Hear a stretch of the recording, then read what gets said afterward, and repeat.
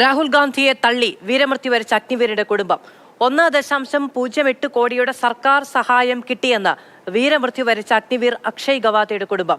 സൈനിക സേവനത്തിനിടെ വീരമൃത്യു വരിക്കുന്ന അഗ്നിവീർമാരുടെ കുടുംബങ്ങൾക്ക് സർക്കാർ സഹായം കിട്ടില്ല എന്നാണ് രാഹുൽ ഗാന്ധി ഇന്നലെ ലോക്സഭയിൽ ആരോപിച്ചത്. ബി ബാലഗോപാൽ ചേരുകയാണ് കൂടുതൽ വിവരങ്ങളുമായി ഡൽഹിയിൽ നിന്ന്. ബാലു, ഇന്നലെ രാഹുൽ ഗാന്ധിയുടെ പ്രസംഗത്തിൽ ഭരണപക്ഷത്തെ വലിയ തോതിൽ സമ്മർദ്ദത്തിലാക്കുന്ന പല ആരോപണങ്ങൾ ഉണ്ടായിരുന്നുവെങ്കിലും അവിടെ വളരെ പേഴ്സണൽ ആയിട്ടുള്ള ഒരു എക്സ്പീരിയൻസ് പങ്കുവെച്ചുകൊണ്ടാണ് രാഹുൽ ഗാന്ധി ഇങ്ങനെ ഒരു ആരോപണം മുന്നോട്ട് വെച്ചത്. പക്ഷേ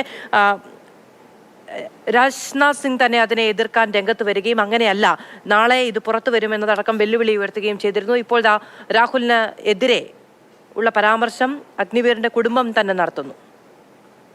മധു, 2023 ഒക്ടോബറിൽ സിയാച്ചിനിൽ വെച്ച് വീരമൃത്യു വരിച്ച അഗ്നിവീറായ അക്ഷയ് ഗവാദയുടെ അച്ഛൻ ലക്ഷ്മൺ ഗവാദയാണ് ഈ രാഹുൽ ഗാന്ധിയുടെ പ്രസ്താവന അല്ലെങ്കിൽ വാദം തള്ളിക്കൊണ്ട് ഇപ്പോൾ രംഗത്തെത്തിയിരിക്കുന്നത്. മഹാരാഷ്ട്രക്കാരനാണ് ഈ ലക്ഷ്മൺ ഗവാദെ. അദ്ദേഹം പറഞ്ഞത് 2023 ഈ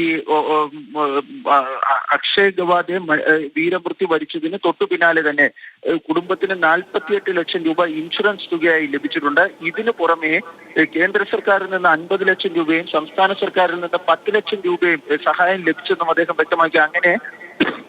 അങ്ങനെ 1.08 കോടി രൂപയുടെ സഹായമാണ് ഈ അക്ഷയ് ഗവാദെ വീരമൃത്യു വരിച്ചതിന് ശേഷം തങ്ങളുടെ കുടുംബത്തിന് ലഭിച്ചതെന്നാണ് ഇപ്പോൾ ലക്ഷ്മൺ ഗവാദെ വ്യക്തമാക്കിയത്. ഇന്നലെ വീരമൃത്യു വരിച്ച അഗ്നിവീറിന്റെ കുടുംബം രാഹുൽ ഗാന്ധിയുടെ പരാമർശത്തിനെതിരെ രംഗത്ത് വന്നിരിക്കുന്നു. തങ്ങൾക്ക് നഷ്ടപരിഹാരം കിട്ടി എന്ന വെളിപ്പെടുത്തലുമായാണ് കുടുംബം രംഗത്ത് വന്നത്.